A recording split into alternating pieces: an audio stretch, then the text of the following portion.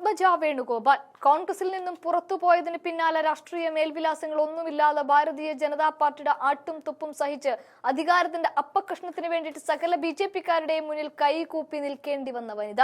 കോൺഗ്രസ് അവർക്ക് പതിച്ചു നൽകിയ എല്ലാ സീറ്റിലും തോറ്റു തുന്നം പാടിയ നേതാവ്. ഒടുക്കം അക്കരപ്പച്ച തേടിപ്പോയപ്പോൾ അവിടെ ഒന്നുമില്ലാതെ താമരയും പിടിച്ചു നിൽക്കുകയാണ് അവർ ഇന്ന് കോൺഗ്രസിനകത്ത് കുത്തിത്തിരിപ്പുണ്ടാക്കാൻ വേണ്ടി മാത്രം തന്റെ സമൂഹ മാധ്യമങ്ങളിൽ എന്തെങ്കിലുമൊക്കെ പടച്ചുവിടുകയാണ്. അങ്ങനെ ഒരെണ്ണം നീണ്ടു നിവർന്ന ഒരു കുറിപ്പുമായി അവർ ഇന്നും ചിലത് പടച്ചുവിട്ടിട്ടുണ്ട്. സത്യം പറഞ്ഞാൽ കിട്ടിയ അവസരത്തിൽ മാധ്യമങ്ങളിൽ നിറഞ്ഞാടിക്കൊണ്ട് താൻ ഇവിടെയൊക്കെ ഉണ്ട് കേട്ടോ എന്നറിയിക്കാനുള്ള പത്മജയുടെ പെടാപ്പാടും വെപ്രാളവുമാണ് ഇപ്പോൾ കണ്ടുവരുന്നത്. സംഗതി മാങ്കൂട്ടം എന്ന സഭയിൽ എത്തിയതിനു പിന്നാലെ വി ഡി സതീശനെതിരെ വാളോങ്ങിക്കൊണ്ടാണ് വാർത്തകൾ മുഴുവൻ പരക്കുന്നത്.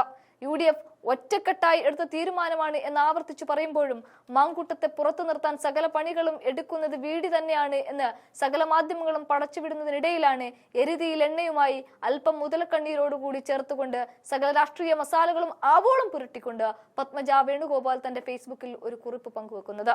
അതിങ്ങനെയാണ്: ശ്രീ വി ഡി സതീശൻ, നിങ്ങളുടെ ഗതികേടിൽ എനിക്ക് ആത്മാർത്ഥമായ വേദനയും സഹതാപവുമുണ്ട്. നിങ്ങൾക്ക് പുല്ലുവില പോലും കോൺഗ്രസുകാർ നൽകുന്നില്ല എന്നും ഷാഫിയുടെയും രാഹുലിന്റെയും ധാർഷ്ട്യമാണ് കോൺഗ്രസിനെ നയിക്കുന്നത് എന്നും ഇക്കഴിഞ്ഞ ദിവസങ്ങളിൽ കേരളം കണ്ടതാണ്. സ്ത്രീ പീഡകനായ ഗർഭചിത്രം നടത്തുന്നതിൽ സ്വന്തമായി ഡിപ്പാർട്ട്മെന്റുകൾ ഉണ്ടെന്ന് ശത്രുക്കൾ പറയുന്ന ഒരു പ്രോവട്ടിനെ നിയന്ത്രിക്കാൻ നിങ്ങൾക്ക് കഴിയുന്നില്ലെങ്കിൽ നിങ്ങൾ ആ സ്ഥാനത്ത് ഇരിക്കരുത്. കോൺഗ്രസിനുള്ളിലെ സ്ത്രീകൾക്കും പെൺകുട്ടികൾക്കും പോലും സുരക്ഷയും നീതിയും ഉറപ്പാക്കാൻ താങ്കൾക്ക് കഴിയുന്നില്ലെങ്കിൽ നേതാവ് എന്ന പദവിക്ക് താങ്കൾ യോഗ്യനല്ല.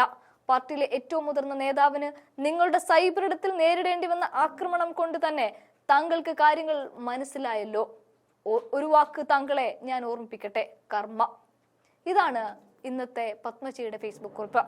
സത്യത്തിൽ കർമ്മയെക്കുറിച്ച് ഓർക്കേണ്ടത് പത്മജ തന്നെയാണ്. കാരണം താൻ മരിക്കുമ്പോൾ പോലും ഒരു കോൺഗ്രസ് പ്രവർത്തകയായിരിക്കുമെന്നും ഒരിക്കലും ഈ പാർട്ടി വിട്ടൊരു ജീവിതമില്ല എന്നൊക്കെ പറഞ്ഞവർ ഇപ്പോൾ എവിടെ നിൽക്കുന്നു എന്ന് ചോദിച്ചാൽ BJPയുടെ കളത്തിലാണ്.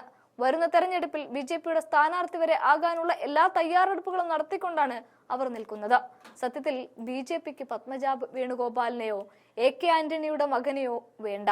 കേരളം കണ്ടത്തിൽ വെച്ച് മികച്ച മുഖ്യമന്ത്രിമാരുടെ 2 മക്കളെയും BJPക്കുള്ളിലാക്കിക്കൊണ്ട് കേരളത്തിൽ ഞങ്ങൾ പിടിച്ചടക്കുന്നു എന്ന പ്രതീതി വരുത്തി തീർക്കാൻ വേണ്ടിയും ബ്രേക്കിംഗ് ന്യൂസുകളിൽ ഇടം പിടിക്കാനും വേണ്ടി മാത്രമാണ് സത്യത്തിൽ BJP ഈ 2 പേരെയും അവരുടെ പാർട്ടിക്കുള്ളിലാക്കിയത്.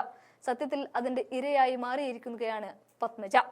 ആ പത്മജയാണ് ഇപ്പോൾ വി ഡി സതീശനെ കർമ്മ ഓർമ്മിപ്പിക്കുന്നത്.